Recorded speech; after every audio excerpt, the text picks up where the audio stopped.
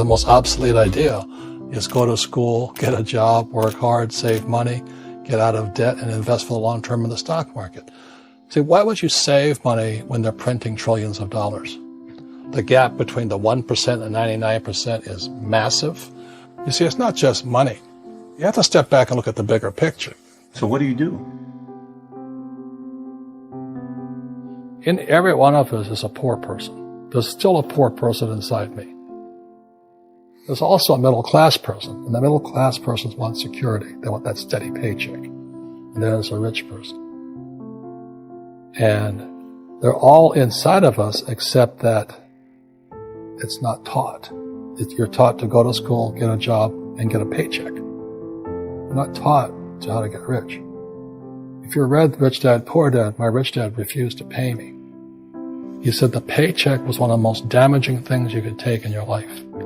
He says the moment you take a paycheck, you're an employee, and that's the mindset. So my rich dad never paid me. It drove my poor dad, government employee, nuts. You gotta pay people, you gotta pay people. And rich dad was not saying that the paycheck was bad. He says you didn't want to be a slave to money. So as an entrepreneur, if rich dad folded, I just started another company. I don't need a paycheck. I don't need anybody to take care of me. If my government doesn't like me, I move to another country because they need entrepreneurs there. So the entrepreneur is not so much the business. The entrepreneur is really the mindset and the skill sets and the different set of rules.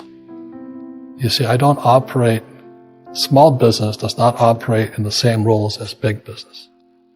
Entrepreneur is a mindset first, a skill set, and rules. And depending upon whether you're an employee or a small business, the rules are different. The mindsets are different. The skill sets are different. If you could say one thing to somebody who's never been an entrepreneur and they're thinking about making the leap of faith into becoming an entrepreneur, what could you tell them? Well, I'll just tell them the same thing that happened to me. My last paycheck, I still remember it clearly. It was one of the worst and the best days of my life. And I was in Puerto Rico. I was working for Xerox. And my boss gave me my last, it wasn't a paycheck, it was a bonus check. I think it was about $30,000. Taxable, that's the only problem with that. So I got this check and I went, holy mackerel. So I was excited, but I was also disturbed.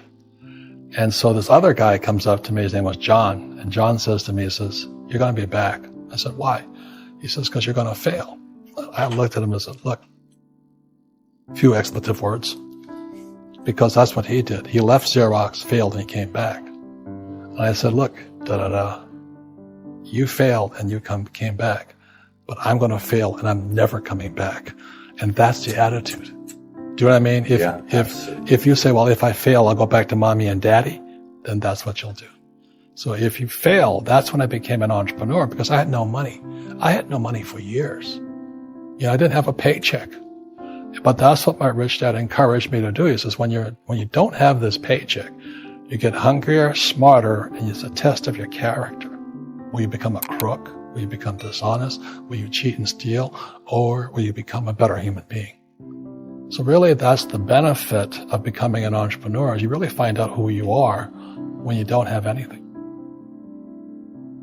So you always have to look at the big picture. Too many people look at, well, what's going to happen to me? When you look at the big picture, you're also going to know that when something bad happens, something good's going to happen.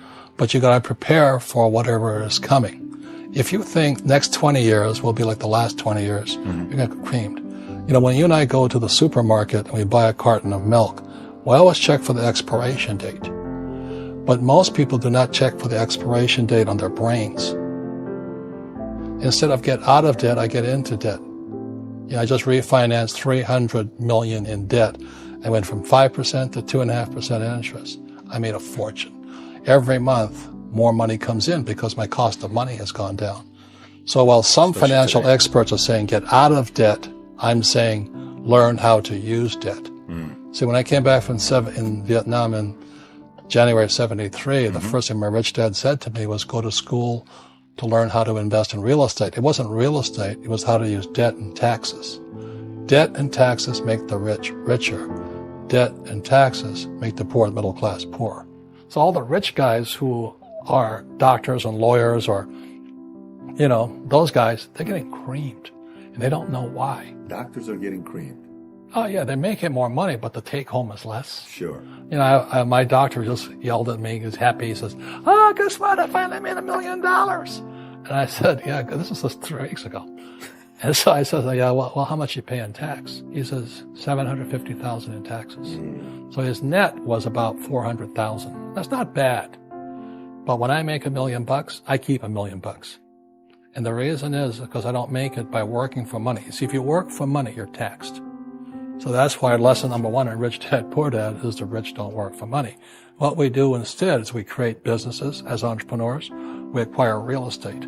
I don't invest in the stock market. Okay.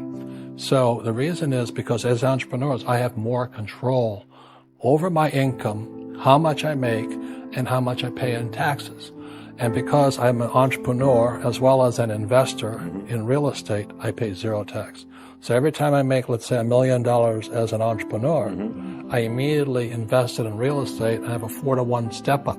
So I put $1 million in real estate. I get $4 million from the bank. That's why I love banks. But the banks are screwing everybody else. Terrible. But it's good for me. That's why you say when you print, it's good for you, but when you print, it's bad for people that work for money. Because when you print, savers get creamed and people who work for money get creamed. When they print, debtors get rich. You see, debt and taxes make the rich richer, and debt and taxes make the poor middle class poorer. When we have obsolete ideas, we get obsolete results. So what's happening for most people, the idea of going to school, getting a job, working hard, saving money, getting out of debt, buying your house because it's an asset, and investing for the long term, is obsolete. The world has changed. The world changed in 1971 when President Nixon took us off the gold standard and money became debt. What if we get rid of school? Then what would happen? Would it be better if we had no educational system at all? No, I'm saying education is more important before. It's just obsolete. There's Moore's Law which states information doubles every 18 months. In other words, everything's obsolete 18 months. So, and this is just a recent phenomenon. So when you come out of school, you're already obsolete. And that's why I'm the old guy, I meet my friends who went to Harvard. I went to Harvard. I said, yeah, that was how long? 50 years ago? Today, the banks are charging you interest to save money. In other words, banks don't want your money because they printed too much of it. And that's why there's this bubbles in stocks and bubbles in real estate and all this. People are dumping the cash because, as I said in here, savers are losers and cash is trash. And yet people are, well, I want a high-paying job. Well, that's an obsolete idea. Get out of debt is an obsolete idea. You should learn how to get into debt, how to use debt to get rich, and they'll never teach you about taxes. The reason the 1% is way up here and the 99% are going this way is because when you print money, 2 things happen: inflation and taxes. It's crushing them. And any entrepreneur thinks, I'm just going to make money, I'm going to start a business and make a lot of money because of what we talk about. They really have got to smell the roses, man. That's not what the real entrepreneurs are doing. Most entrepreneurs, there's 28 million small business owners in America. 24 million are what are one-person entrepreneurs. They're called non-employee entrepreneurs. So and that's what happens is when people don't really understand what an entrepreneur does. So most big people are self-employed, but they're not really entrepreneurs. The self-employed pay the highest taxes of all, and nobody tells them that. Yeah, it's also called the entrepreneurial spirit. But what we were actually talking about was there's no such thing as a bad economy. There's external, you and I, we all have an external economy, but we also have an internal economy. And the willpower is to change our internal economy. So for me, I can see the good and I can see the bad. I don't really give a damn because I'm going to be rich anyway. But a poor person with a poor personal economy, all they're going to see is a bad economy because they don't know how to make money in any economy. And a middle-class person, they have a middle-class economy. What they want is a nice house and a steady paycheck and the job and the car. And so when you take their job away, to them, that's disaster. Well, since an entrepreneur doesn't have a job anyway, it's no big deal. So all I'm saying to people, and it's what Bucky Fuller taught me, is always two sides, you know what I mean? Unity is plural, at minimum two. So if you think the economy is bad, it's because your economy is bad. If you think that steady, employment is important, then you'll see an economy without jobs. Your economy versus the external economy. What you control versus what you can't control. I can control. Yeah, it's called an internal focus versus an external focus. So the real entrepreneur has an internal focus. That if they fall down, they say, "Oh, this is good, because I'm going to go up higher."